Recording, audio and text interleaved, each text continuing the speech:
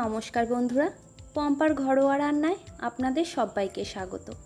আজ আমি চলে এসেছি মেথি শাক ভাজার রেসিপি নিয়ে। মেথি শাক তো কম বেশি আমাদের সবার বাড়িতেই রান্না হয়, তবে মেথি শাকের এই রেসিপিটা গরম ভাতের সঙ্গে খেতে দারুণ লাগে। তার জন্যে প্রথমেই আমি একটা কড়াই গরম করে কড়াইতে দিয়ে দিচ্ছি সর্ষের তেল। তেলটা গরম হয়ে গেলে তার মধ্যে দিয়ে দেব হাফ চামচ কালো জিরে, আর দিয়ে দেব 14-15টা মতন রসুনের কোয়া। রসুনগুলো হালকা ব্রাউন করে ভেজে নিয়ে এর মধ্যে দিয়ে দেব 4-5টা চেরা কাঁচা লঙ্কা।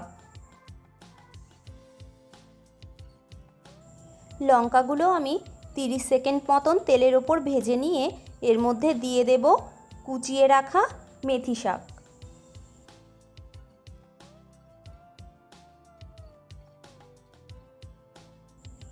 শাকটাকে একটু নেড়ে চেড়ে নিয়ে এর মধ্যে দিয়ে দেব স্বাদ মতন লবণ ও পরিমাণ মতন হলুদ।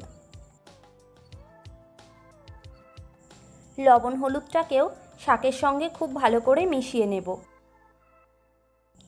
এখানে পুরো রান্নাটাই লো টু মিডিয়াম ফ্লেমে করতে হবে, না হলে শাকগুলো পোড়া লেগে যাবে, অথচ কাঁচা থেকে যাবে। শাকগুলো থেকে অল্প অল্প জল বেরোনো শুরু করে দিয়েছে। এই পর্যায়ে আমি শাকগুলোকে 5 মিনিটের জন্য ঢাকা দিয়ে রান্না করে নেব।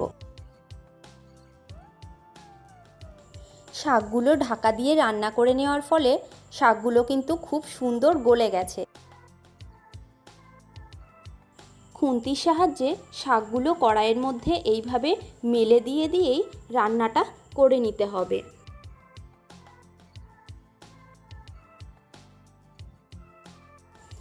গ্যাসের ফ্লেমটা একদম লোতে রেখে 6 থেকে 7 মিনিট এইভাবে রান্না করে নিলেই রেডি হয়ে যাবে মেথি শাক ভাজা।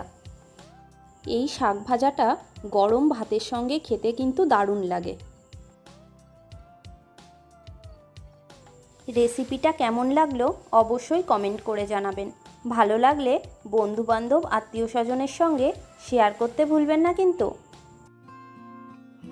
দেখা হবে অন্য কোনো রান্নার রেসিপি নিয়ে। ভালো থাকবেন, সুস্থ থাকবেন।